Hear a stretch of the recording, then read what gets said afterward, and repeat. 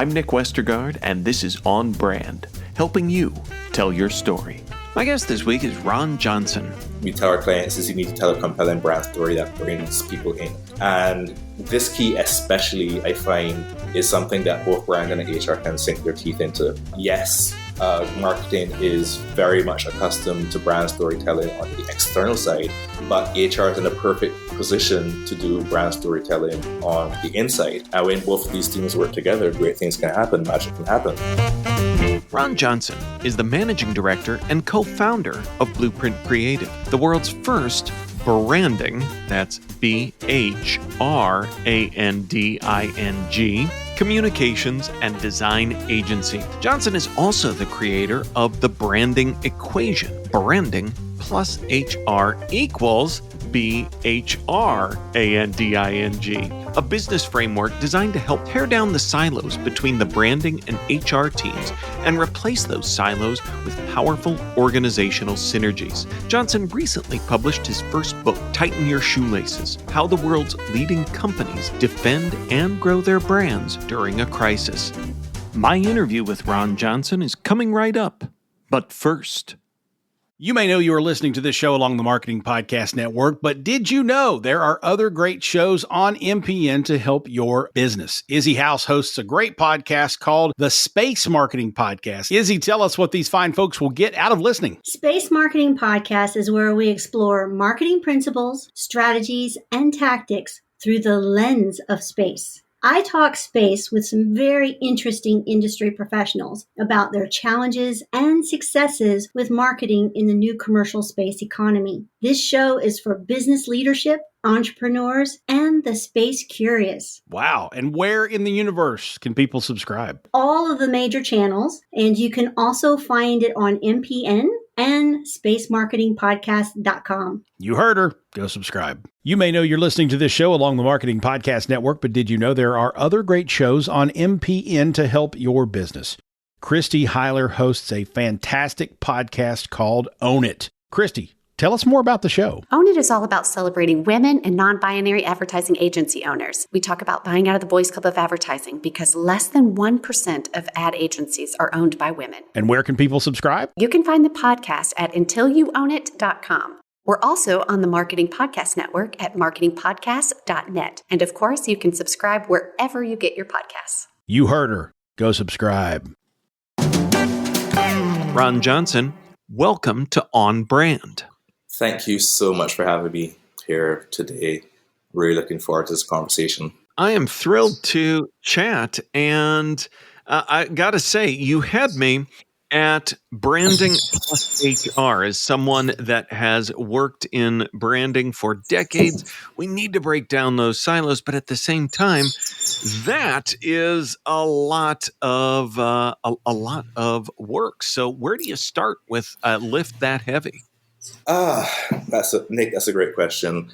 And I think there are several paths that lead to similar destinations.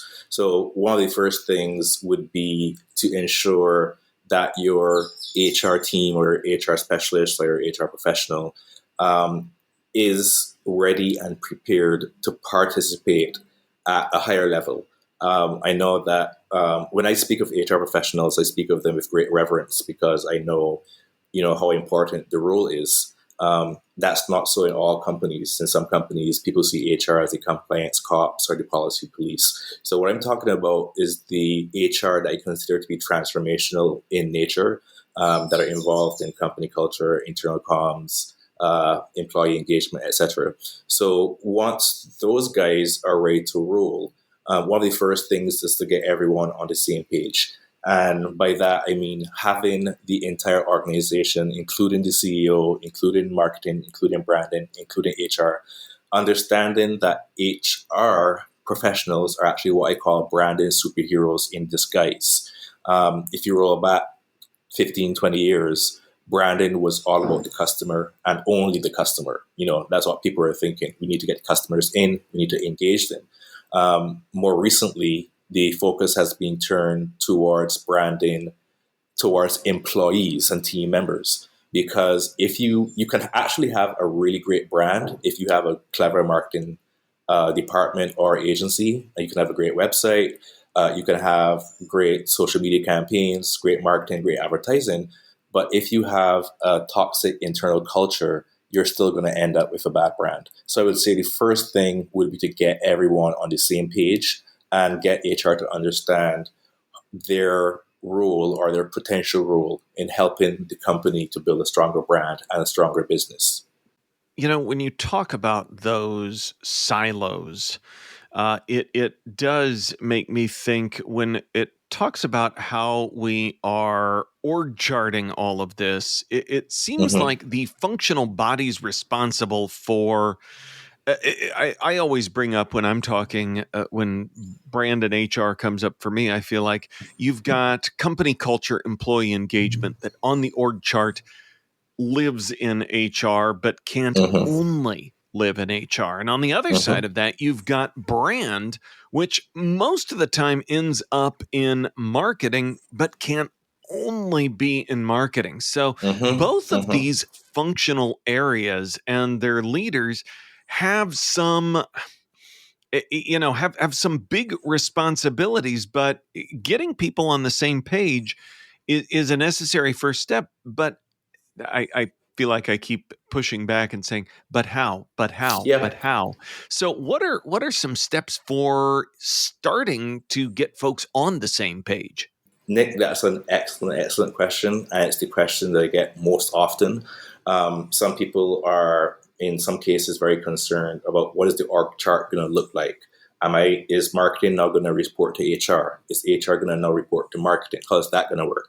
And my response to them is that this is more about building synergistic relationships, and that can take many forms. So I'll give you a couple of examples. When we as an agency are called in to speak to a company and talk about, okay, where's the brand going to go? Or if they say we need an advertising campaign, a marketing campaign, we take the initiative and we say, that sounds really, really great, but HR has to be involved. And I'll give you a very quick story. We were asked to develop a marketing campaign, a 360 marketing campaign, 360-degree marketing campaign for this company. And they told us what their financial goals were. And we hit like maybe 200% of their financial goals. And it was probably the worst thing that ever happened to them. Even though they hit their financial markers, the customer experience, employee engagement was so low that the following year, even though they had a similarly good offering, clients and customers were like, no, we're not coming back. Remember what happened last year, right? So we as an agency take the initiative to say HR needs to be in the room. I do think that marketing departments as well as agencies need to take the first step and invite HR to the table because they have something valuable. Here's another scenario.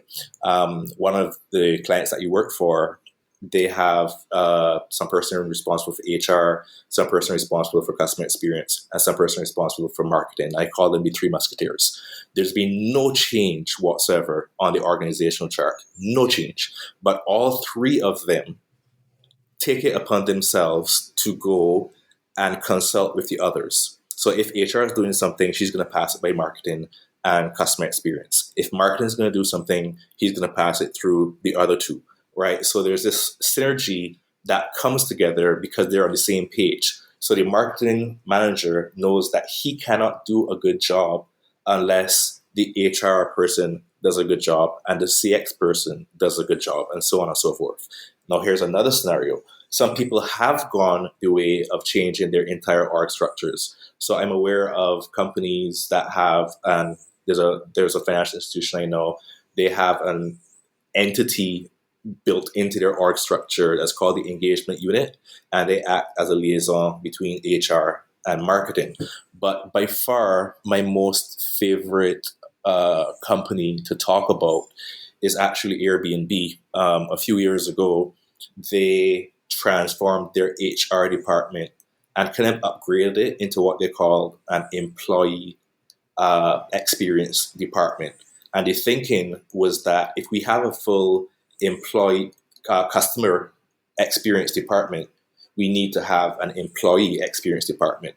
And that HR unit evolved into something that was amazing. And they included HR in there. there was comms in there, there was marketing in there. So it was a deliberate restructuring. So there are many paths to the outcome that we try to get with our clients.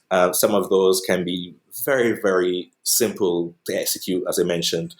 Sometimes it just takes an email. It takes some person popping into the other person's office saying, here's what I plan to do. How can you assist or support with this? And then sometimes you can actually do a restructuring. And once it's done well and people understand why you're restructuring, then it's really great.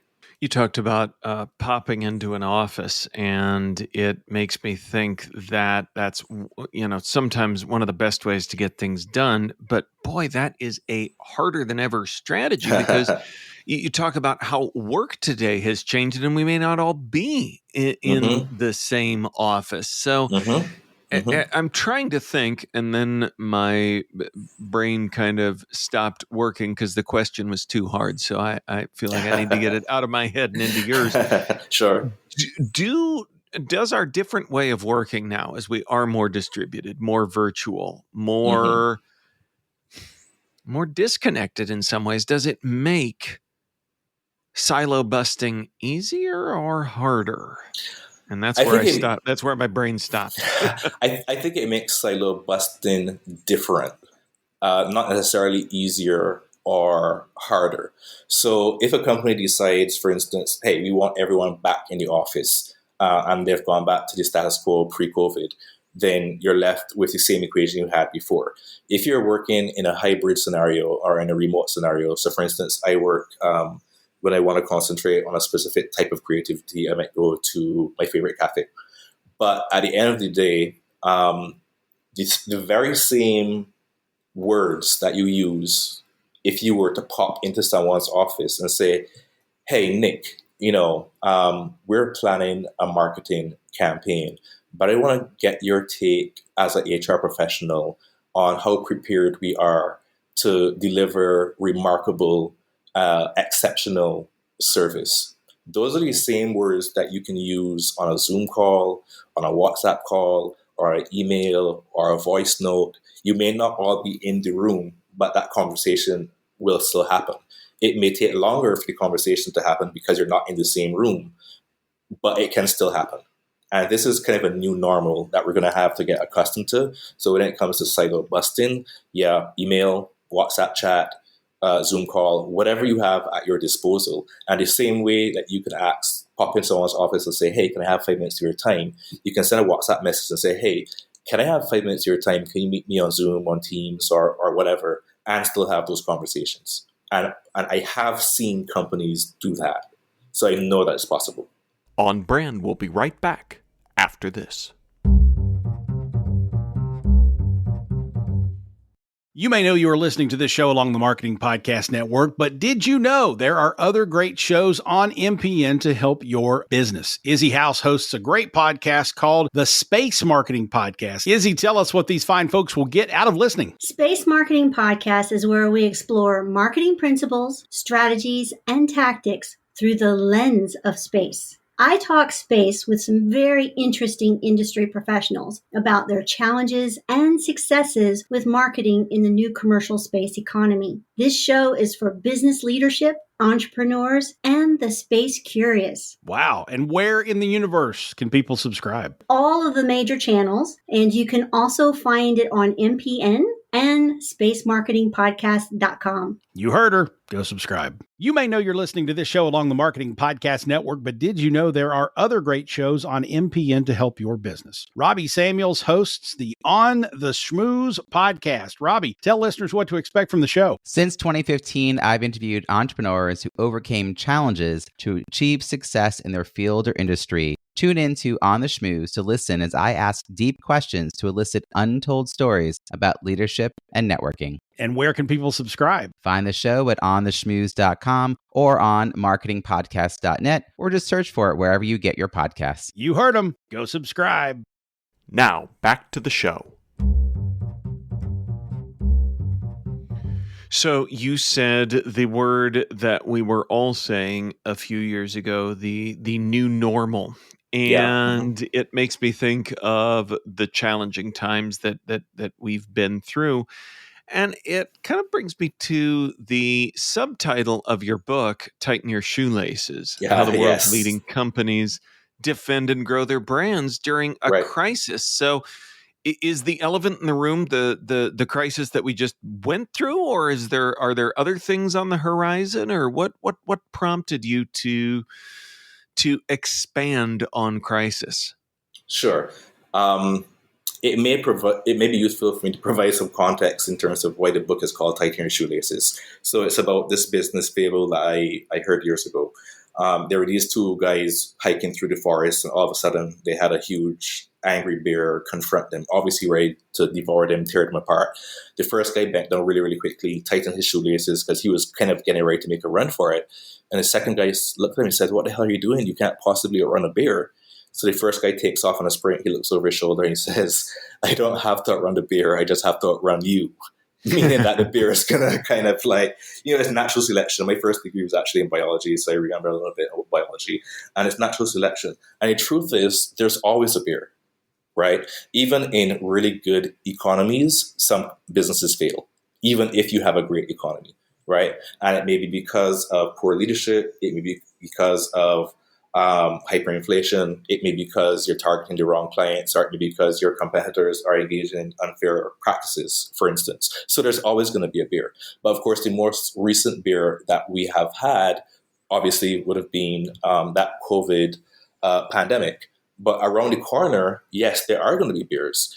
For instance, if you take a look at AI is a blessing for so many people, but for other people, it's going to completely disrupt their industries, and it's going to make it harder for them to adapt and adjust.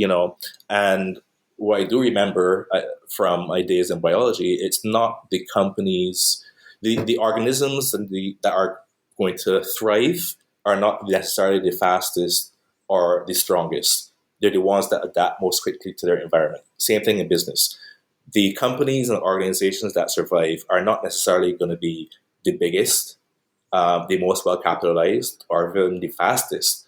They are the ones that are going to survive are the ones that are going to adapt most quickly to the change. So that's what I would say in terms of your question about whether there are other bears around the corner. Yes, there are, and there always will be. All right, I'm sold in on the idea. I recognize that there are theoretically bears everywhere. Yeah. So as we need to tighten our shoelaces, what are steps that brands can take to do that, to outrun the bear, not only the bear, but the other brands that are out there as well? Right. So what we generally tell our clients is that we kind of distill everything down into three main keys. The first key is always to start with the end in mind. If you don't know what you're aiming for, unfortunately, you're going to get it, meaning you're not going to get anything tangible because you weren't aiming. You have to have an idea of where you're heading. The second key we tell our clients is you need to tell a compelling brand story that brings people in. And this key especially, I find, is something that both brand and HR can sink their teeth into. Yes, marketing is very much accustomed to brand storytelling on the external side, but HR is in a perfect position to do brand storytelling on the inside. And when both of these things work together, great things can happen, magic can happen. We also tell clients you have to build a highly engaged village. So, where I'm from, there's a saying, it takes a village to raise a child. We tell our clients it takes a village to raise a brand.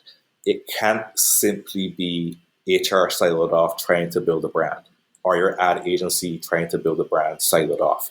Basically, everyone in your organization really needs to have a very engaged experience and need to be committed to helping the organization to build a stronger brand and a stronger business. And when you say village, sometimes people in your village might not even be your employees, they'd be your vendors. So for instance, I used to go to one particular branch, and whenever I went to that branch, the doors of the bank would open automatically. Mind you, they didn't have an electric opener. The guard that was there was so engaged, he took his job so seriously that he opened the door for everyone. No one ever had to open the door. And this one day I went to entered the bank and the door didn't open. I literally nearly walked into the door because I'm so accustomed to this door getting open. And I peer inside the bank. I'm saying, is it closed? It's not, but it wasn't closed. People were in there, and there's a new guard who isn't accustomed to being there. She's peering out, like, what's wrong with this guy? You know? And the interesting thing is that the guard was not an employee. It was a vendor. It was an outsourced person. But he obviously cared so much about the brand that he felt that he was a part of the brand village. So that's the third key we tell our clients. The fourth key is to build a remarkable brand experience, make sure that people are taken care of well. And then we always encourage people as a key number 5 to measure, monitor, and refine. Just don't do things and say, hey, this looks pretty, and walk away. You need to measure the impact, measure the sales bumps. You need to measure your level of employee engagement, your NPS scores, net promoter scores, employee net promoter scores, and anything else that can give you qualitative or quantitative insights into whether this program is working or not. So yes, there is a structured path towards what is certainly my passion, uniting branding and HR together. There was one step on that path of bringing those two areas together that I wanted to circle back to because, we talk about, these big amorphous things, brand, culture, employee engagement, that the functional areas of marketing and HR are responsible for. And, this could have gone another way because you introduced yet another buzzword concept of brand storytelling. Yeah. And yet, when you said that, that really clicked for me because I feel like that's another thing, another area when we talk about what's our story, building, growing, sharing our story. It seemed like that is the natural nexus of these two areas, of these two functional groups of coming together around the story. So is story what unites, or is it the product of these teams working together? So it's a bit of both. I think that the biggest mistake companies make when it comes to brand storytelling is that they focus all their brand storytelling on the customers, right? Your first quote unquote client for brand storytelling needs to be your employees and your team members.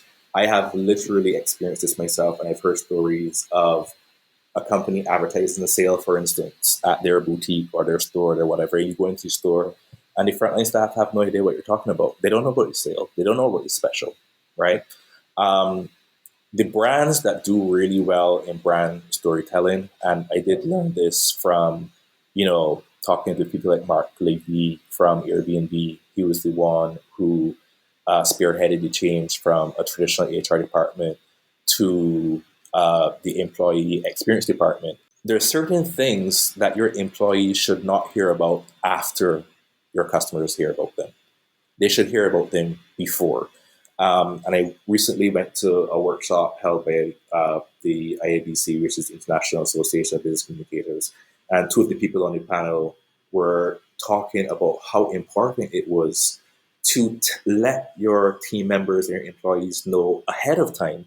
And one of the panelists, actually, her department was actually HR and comms, human resources and communications. So the company took it so seriously that they attached a comms specialist to HR so that HR could excel in things like communications and brand storytelling. I think more and more companies are going to go this way as they recognize that, the old way of doing things, of just communicating with customers, that's not working. And look at our competitors who are doing this fantastic job with engaged employees, engaged company culture, and we need to follow suit. So I think right now we're at a stage in the that graph, that curve, where you have the early adopters and disruptors. And in a few years, I think what we're talking about here today, Nick, I think that's going to become the norm. It really has to become the norm if you really want to keep people engaged and not just leaving your organization saying what a toxic culture is. That's going to become the norm. Wow. Well, I would say your superpower beyond tightening shoelaces and helping folks outrun the bear is really demystifying a lot of these big topics. And Mhm. as crazy as it sounds, it brings a big smile to my face knowing that Right. there are resources out there like this to help folks out. Hmm. So as I talk about smiling, if folks out there detected the segue, we've reached the point in our conversation where I get to ask Ron for a Hmm. brand that has made him smile Yeah, recently. Ron, where are your smiles at? yeah. I hope you can hear me smiling through the audio. Um, that's the easy question. So at times I do work remotely. So I go into I have a couple of favorite coffee stores, and I have a peculiarity that I like my lattes in takeaway cups, even if I'm staying in. I just have this weird thing that coffee tastes better in a takeaway cup. Um, they're eco-friendly, so I feel okay about that. And everyone in that coffee store knows that I prefer my coffee in a takeaway cup, because if I have to go quickly, if I get a phone call and I've got to leave quickly, I can just grab it and go. It also keeps the coffee hot warmer. And one day recently, I was sitting down and I ordered my usual latte, and the person brought it in a ceramic cup. I looked at it, I was like, what is this? You guys know that I drink my coffee in a takeaway cup. I looked up at her, and she had this big smile on her face. I looked back at the coffee cup, and in the foam, they had spelled out my name, R-O-N. And I thought this was just the cutest way of saying, we appreciate you being here so often. And it just put a smile on my face. It really just put a smile on my face for something so simple, So I think that would be my example of a brand that put the coffee shop is called Cafe 195, and I go in there very frequently, and there are very few times that I leave without a smile on my face, because they're so hyper engaged. Oh, I love that. That is a great example. And even for as hard as we sometimes make this, I think, just seeing your own name, you can't. I know we do so many amazing things with personalization today, but something handcrafted like that Yeah. is always a path to a smile. Yep. Ron, where can folks go to learn more about who you are and what you do? Sure. Very simple. All of my social media handles are at Ron Johnson CO. So RonJohnsonCO. So you'll find me there on LinkedIn, where I'm most active. I really love LinkedIn and the ability to network and the ability to put out both long form and short form content, and just interact with other business professionals. I'm on Instagram, same thing, Ron Johnson CO. I am on Twitter/X. I don't use that as much as I do, but my website is www.ronjohnsonco. Again, www.ronjohnsonco. And that's where you can find me. So, if you found this podcast interview to be interesting, if you have examples of in your company where branding and HR work together, reach out to me. I would love to hear it. Maybe do a case study or a story on it. Or conversely, if you're interested in finding out more about how your company can integrate branding and HR, message me. I love meeting new people. I love hearing their stories, their challenges. So that's where you can find me. Awesome. And we will link up to all of that in our show notes, which folks can always find at onbrandpodcast.com.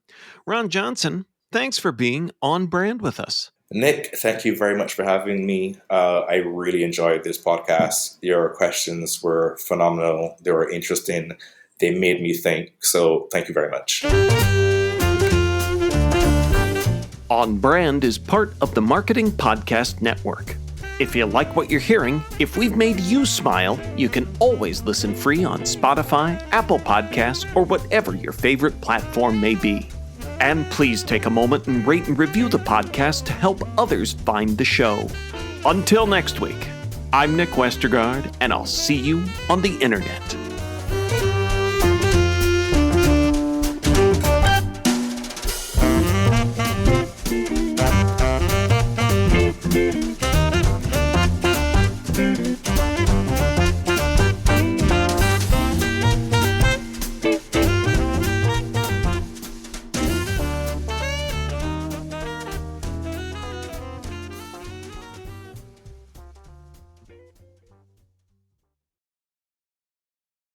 You may know you are listening to this show along the Marketing Podcast Network, but did you know there are other great shows on MPN to help your business? Izzy House hosts a great podcast called the Space Marketing Podcast. Izzy, tell us what these fine folks will get out of listening. Space Marketing Podcast is where we explore marketing principles, strategies, and tactics through the lens of space. I talk space with some very interesting industry professionals about their challenges and successes with marketing in the new commercial space economy. This show is for business leadership, entrepreneurs, and the space curious. Wow. And where in the universe can people subscribe? All of the major channels, and you can also find it on MPN and spacemarketingpodcast.com. You heard her. Go subscribe. This podcast is heard along the Marketing Podcast Network. For more great marketing podcasts, visit marketingpodcasts.net.